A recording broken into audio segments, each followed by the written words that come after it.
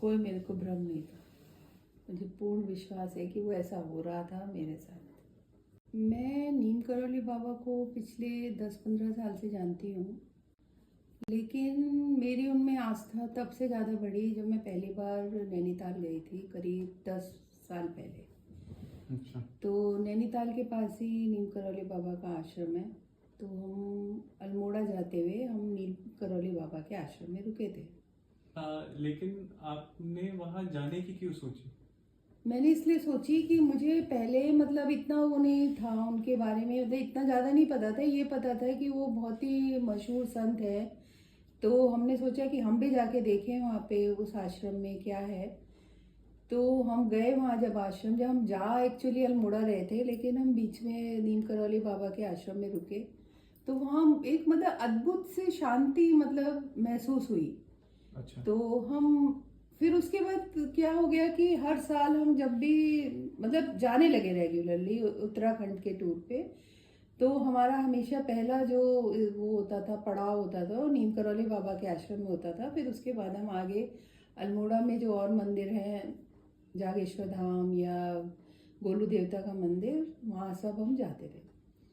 तो हर बार मेरे को मतलब एक शांति तो महसूस होती थी, लेकिन कुछ मुझे आश्चर्यजनक अनुभव नहीं हुआ था। तो ये जो शांति आपको फील होती थी, ये बाकी मंदिरों में जब आप जाती हैं उससे ज्यादा थी, कम थी, ऐसा कुछ? हाँ, उससे ज़्यादा थी। और मंदिर से, क्योंकि बहुत ही उसका जो आश्रम है बहुत ही सुरम्य है, जगह पे बना हुआ है, शांति नदी बह रही है, पहाड़ है, तो सब मिला के वो बहुत अच्छा वहाँ का वातावरण है।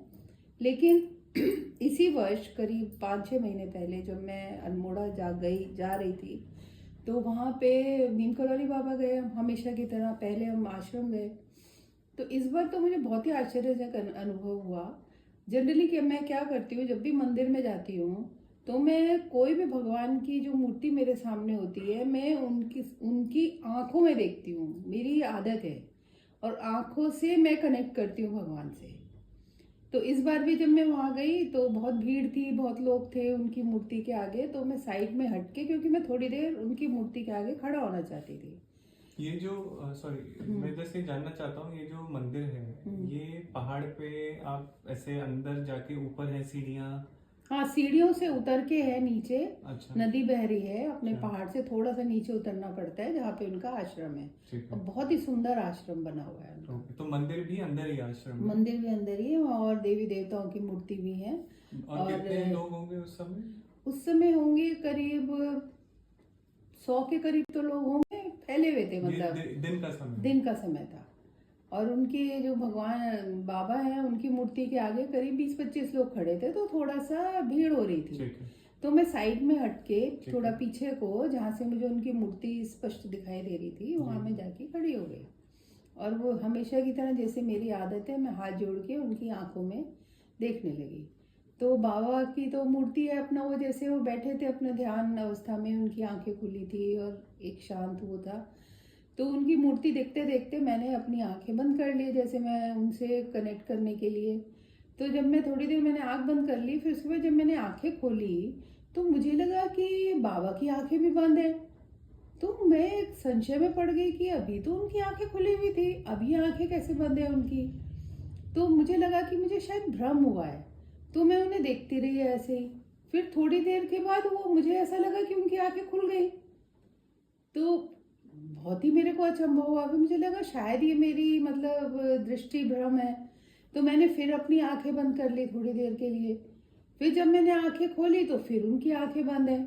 ऐसा लग रहा था जैसे वो मेरे साथ आंखें बंद कर रहे हैं, और जब मैं आंखें खोलती हूँ तो कुछ सेकंड के बाद उनकी भी आंखें खुल जाती हैं। ये जो क्रम था, ये कम से कम 5-6 बार मेरे साथ चला।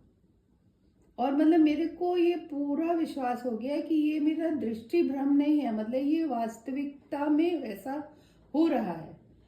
तो मैं तो यही कहूँगी कि भगवान ने मुझे साक्षात उस समय अपनी उपस्थिति, बाबा ने मुझे महसूस कराई। ये उनकी मेरे ऊपर अनुकंपा थी, क्या थी मुझे नहीं मालूम। और ये जो मूर्ति थी, जब आप गई तब ये मूर्ति जो स्पष्ट में, मतलब एक्चुअली में आंखें उनकी खुली हुई है, हाँ, खुली अभी हुई भी है। खुली हुई है उनकी आंखें। तो मूर्ति में बनावट ही खुली हुई खुली आंखों हुई का है। आंखों का है।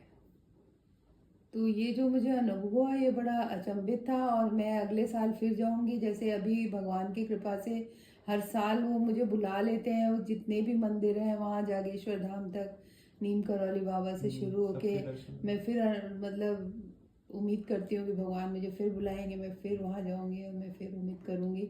मैं तो इंतज़ार कर रही हूँ कि मार्च अप्रैल का महीना आए सच फिर में, से। और मैं फिर से जाऊँ। ये ये पिछले मेरे दिल की पुकार है। और ये जो अनुभव हुआ था ये आपको एक ही बार हुआ और पिछले नहीं, साल हुआ? एक ही बार हुआ, अभी 5-6 महीने पहले। 5-6 महीने पहले। और ये आपको पक्का ऐसा नहीं लगता कि आप क्योंकि सफर में थक गई थी? नहीं नहीं, ऐसा कुछ नहीं ऐसा था। कुछ नहीं। कोई मेरे को भ्रम नहीं था। मुझे पूर्ण विश्वास है कि वो ऐसा हो रहा था मेरे साथ।